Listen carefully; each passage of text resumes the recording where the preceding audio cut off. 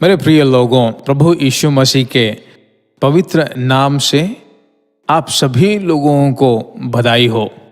परमेश्वर के नाम के द्वारा उसके सेवक के रूप में यहाँ खड़े होकर आपको, आपके परिवार को और आपके परिवार के सभी चीज़ों को मसीह यीशु के नाम से मैं आशीष देता हूँ।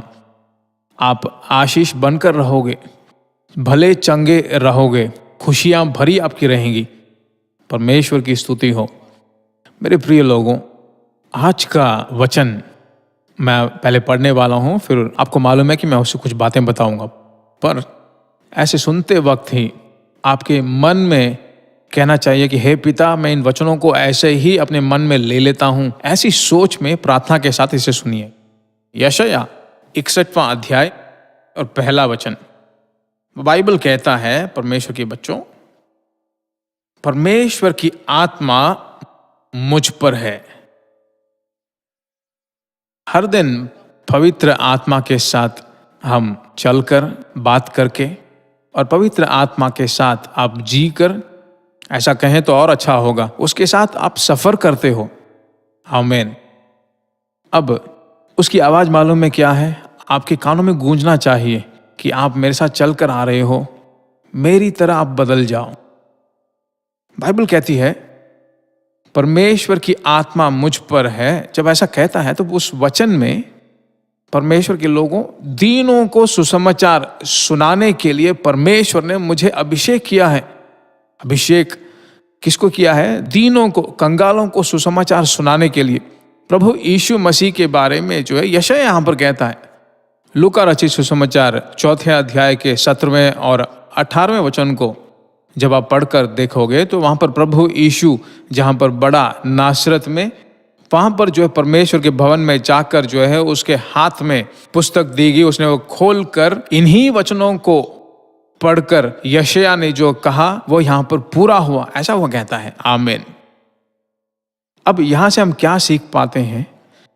हमारे ऊपर एक विचार है, कर्जे होंगे, भार होंगे, कष्ट होंगे, समस्याएं होंगी, ये सब चीजें जो है तुम्हारे विचारों को अनदेखी बना देती हैं। हर वक्त जो है तुम्हारी समस्याओं को देखते रहो तो परमेश्वर के लिए आप क्या कर रहे हो वह भी आपको याद नहीं रहेगा।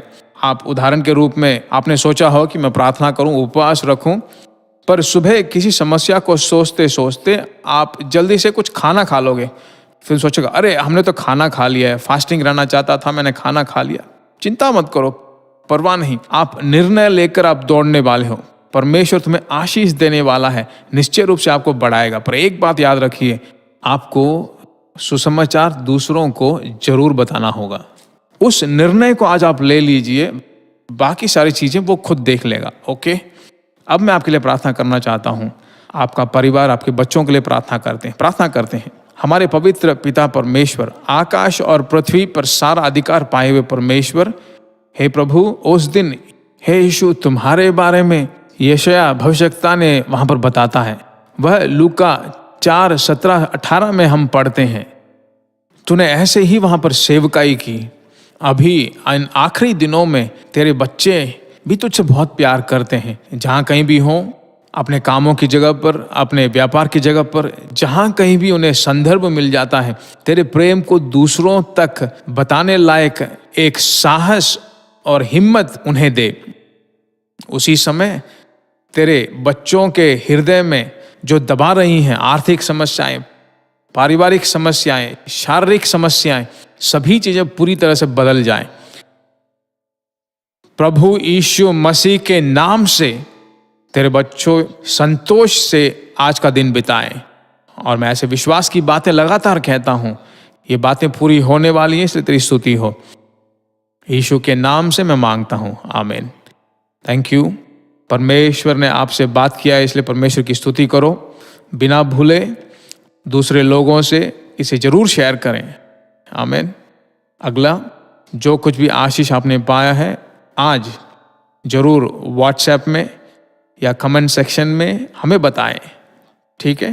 God bless you. प्रिय भाइयों और बहनों, हम विश्वास करते हैं कि यह संदेश आपके लिए आशीष का कारण बना होगा। और ऐसे संदेशों को सुनने के लिए परमेश्वर में आशीष पाने के लिए जीसस मीट्स मिनिस्ट्री नामक हमारे यूट्यूब चैनल को सब्सक्राइब कीजिए। और सलाह के लिए, प्रार्थना के लिए आप हमसे संपर्क कर सकते हैं। हमारा फ़ोन नंबर 9841-252-836 7299546363। हमारा ईमेल gpsrobinson@hotmail.com। परमेश्वर आपको आशीष दे।